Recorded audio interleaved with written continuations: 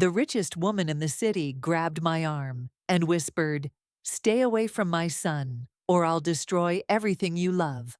But when her billionaire son saw the bruises on my wrist, he did something that changed everything. He took my hand right in front of her. Have you ever felt your heart racing when someone powerful tries to control your life? Have you wondered what it's really like when love crashes headfirst into money and power? I'm about to share something with you that still gives me chills every time I think about it. This isn't just another love story. This is about the moment when everything I thought I knew about courage, about standing up for what's right, completely changed forever. What you're about to hear happened to me, and I promise you, by the end of this story, you'll understand why sometimes the most terrifying moments can become the most beautiful ones. You'll see how one single act of defiance can shift the entire balance of power, and how love, real love, has a way of making even the most intimidating people step back and reconsider everything they thought they knew. So if you're ready to hear about the day I discover what it truly means to fight for love, even when the odds seem impossible, then stay with me. And if stories like this one move you, if they make you believe that courage can change everything, then show me by hitting that like button and subscribing for more real stories that prove love and bravery can conquer anything. I never thought working at an upscale coffee shop would change my life forever. I was just a college student trying to pay my way through school, pulling double shifts between classes, and dreaming of a future that seemed so far away. Every morning, I'd watch wealthy customers walk through those glass doors, and I'd wonder what it would be like to live without constantly checking my bank account or worrying about next month's rent. Then one rainy Tuesday morning, everything shifted. He walked in, and I swear, the entire atmosphere in the shop changed. There was something different about him, something that made me look up from the espresso machine, even though I'd trained myself to stay focused on work. He wasn't like the other wealthy customers who barely acknowledged my existence. When our eyes met, he smiled. And it wasn't the polite, distant smile I was used to. It was warm, genuine, like he was actually seeing me as a person. Of course, fate had to intervene in the most embarrassing way possible. As I handed him his coffee, my nervous hands betrayed me, and I spilled it all over his expensive shirt. I felt my face burn with embarrassment, already preparing for the angry reaction I'd seen so many times before. But instead of anger, he laughed. Not a mocking laugh, but something so genuine that it made my heart skip. He said it was fine, that accidents happen, and then he did something that completely caught me off guard. He asked if I was okay, as if I was the one who had been inconvenienced. His name was Julian, and he became a regular. Not just any regular, but someone who would stay after ordering, someone who would ask about my day and actually listen to the answer. I learned he was studying business, working toward taking over his family's empire. But when he talked about it, there was something in his eyes that suggested he wasn't entirely sure that was the path he wanted. We'd talk about books, about dreams, about the kind of life we wanted to build. He never made me feel small or less than, even though I knew there was a world of difference between us. What started as friendly conversations slowly became something deeper. The way he'd save a seat for me during my breaks, how he'd bring me books he thought I'd enjoy, the way his eyes would light up when I walked into view. I tried to ignore the flutter in my chest, telling myself that someone like him could never be interested in someone like me.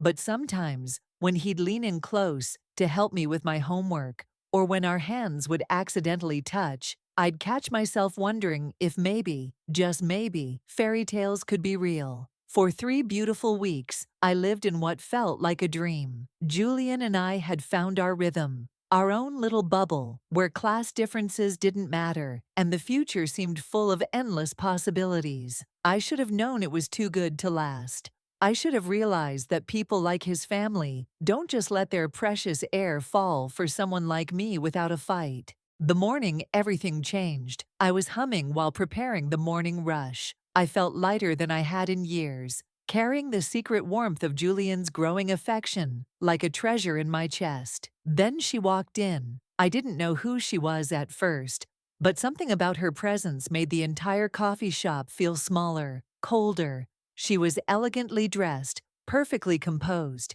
and when she looked at me, it was like being studied under a microscope. She introduced herself as Victoria, Julian's mother, and asked if we could speak privately. My heart started racing, but I told myself this was good news. Maybe she wanted to get to know me.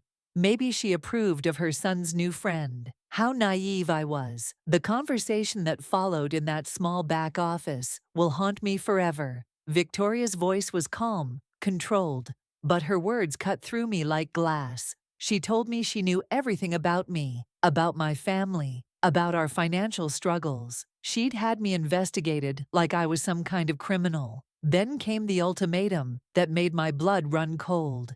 "Stay away from my son," she said, her manicured fingers tapping against the table, "or I will destroy everything you and your family have worked for. Your father's small business, your mother's job, your college dreams. I can make it all disappear with a single phone call." I sat there, frozen, as she painted a picture of exactly how she could ruin our lives. She wasn't angry or emotional. She was businesslike, methodical, like she was discussing a simple transaction. To her, I wasn't a person with feelings or dreams.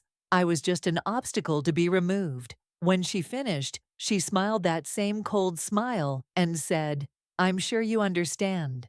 A smart girl like you knows when she's outmatched." I walked out of that office, feeling like my world had crumbled. The coffee shop that had been my sanctuary now felt like a prison. Every time I looked at Julian's usual table, I felt sick. How could I tell him? How could I explain that his mother had just threatened to destroy everything I loved? The next few days were pure torture. I started avoiding Julian, making excuses about being busy with studies or picking up extra shifts. Every time he walked into the coffee shop, I'd feel my heart break a little more. He'd look confused, hurt, and I could see him trying to figure out what he'd done wrong. The worst part was that he'd done nothing wrong. He was perfect, and that's exactly why I had to stay away. But Victoria wasn't satisfied with my silent retreat. She wanted to make sure I understood exactly who held the power in this situation. First, my dad called, panic in his voice.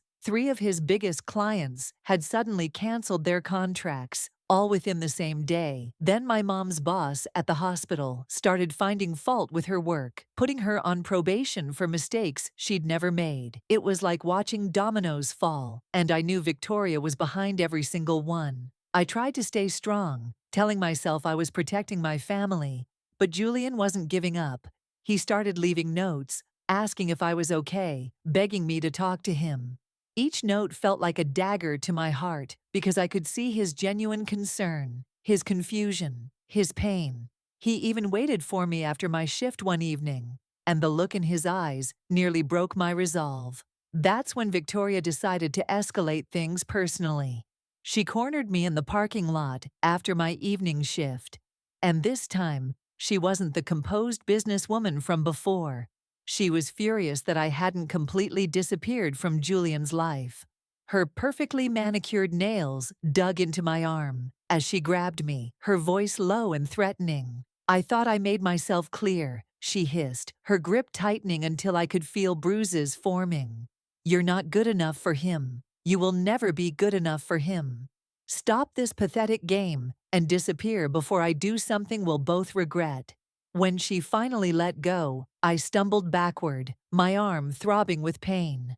The physical hurt was nothing compared to the emotional devastation of her words. As I drove home that night, tears streaming down my face, I realized that Victoria had succeeded in making me feel exactly what she wanted me to feel: small, powerless, and completely alone. But sometimes, when someone pushes you to your breaking point, something unexpected happens. Sometimes, the very thing they're trying to hide becomes impossible to conceal. The bruises on my arm had turned a deep purple by the time Julian finally cornered me 2 days later. I'd been trying to hide them under long sleeves, But when he reached for my hand during one of his desperate attempts to understand what was wrong, the fabric rode up.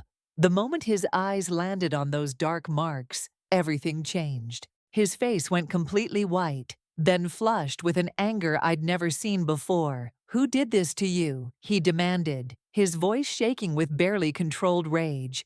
I tried to lie, to make up some excuse, but Julian knew. He knew exactly who had the power and motive to hurt me this way. What happened next still gives me chills. Julian didn't just confront his mother privately. He did something that showed me exactly what kind of man he was willing to be for love. 3 days later, he texted me an address and asked me to meet him. When I arrived, I realized it was his family's private club, the kind of place where million-dollar deals are made over dinner and where people like me never set foot. My hands were shaking as I walked through those marble halls. Julian was waiting for me at the entrance to their private dining room, and when I saw his family seated around that enormous table, I wanted to run. His mother sat at the head, her face a mask of fury and disbelief. His father, his uncle, his grandmother, all of them staring at me like I was an intruder in their sacred space. But Julian didn't hesitate. He walked straight to me, and in front of his entire family, in front of the woman who had threatened to destroy everything I loved, he took my hand. Not just a casual touch,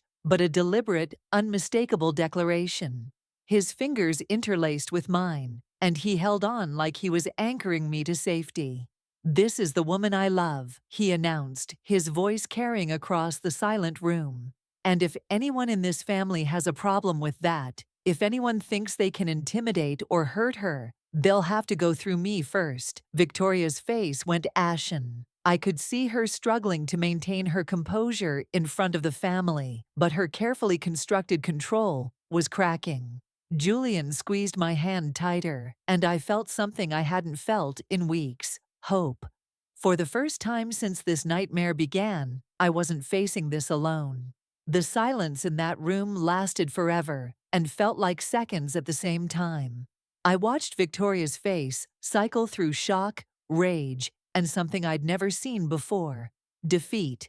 She'd built her entire strategy around the assumption that I would crumble under pressure, that Julian would never find out, and that her power was absolute. But standing there, holding Julian's hand, in front of the entire family, I realized something profound had shifted. Julian's father was the first to speak, his voice surprisingly calm. "Son, are you sure about this?"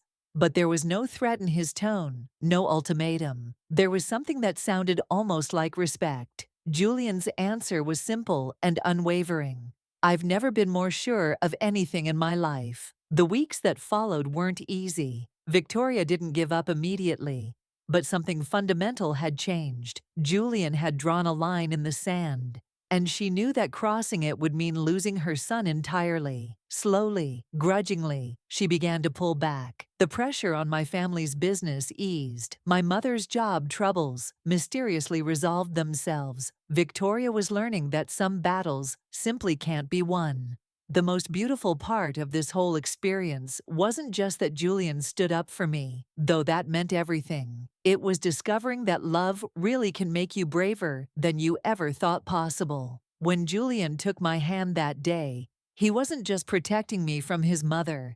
He was showing me that I was worth fighting for, that I didn't have to face the world's cruelty alone. Today, almost a year later, Julian and I are still together. Victoria and I maintain a polite distance, but there's an understanding between us now. She knows that her son chose love over fear, and that I'm not going anywhere. More importantly, I learned that sometimes the most powerful thing you can do is simply refuse to disappear. The bruises on my arm healed within weeks, but the strength I discovered that day has stayed with me. When someone tries to make you feel small, when they use their power to intimidate you into silence, remember this: love has a power all its own. And sometimes, just sometimes, love wins. You know, when I started telling you this story, I wondered if you'd believe that moments like these actually happen in real life, that someone would really stand up to their own family, risk everything they've ever known, just to protect the person they love. But the truth is, courage like Julian's exists in all of us. It's just waiting for the right moment, the right person, the right cause to bring it to the surface. I learned something incredible through this experience. When someone tries to make you feel like you don't belong, like you're not worth fighting for, they're not just attacking you. They're attacking the very idea that love can be stronger than power, that authenticity can triumph over intimidation. And every time someone like Julian takes a stand, every time someone refuses to let fear win, it proves them wrong. Maybe you're facing your own Victoria right now. Maybe someone in your life is trying to convince you that you're not good enough, that you should shrink back into the shadows and accept less than you deserve. If that's you, I want you to remember this story. I want you to remember that you have more strength than you know, and that there are people in this world who will see your worth even when others try to diminish it. The hand that Julian took in that dining room wasn't just mine. It was a symbol of everyone who's ever been told they don't belong, everyone who's ever been made to feel small by someone else's power. When he held on tight, he was holding on for all of us. If this story moved you, if it reminded you that love and courage can change everything, then I need you to do something for me. Hit that like button to show me that stories like this matter. Subscribe, because I have so many more stories about people who refused to give up, who chose love over fear, who discovered that they were braver than they ever imagined. And most importantly, share this with someone who needs to hear that they're worth fighting for, because at the end of the day, that's what this is all about. We're all worth fighting for. We all deserve someone who will hold our hand when the world tries to tear us down. And sometimes we have to be that person for ourselves first.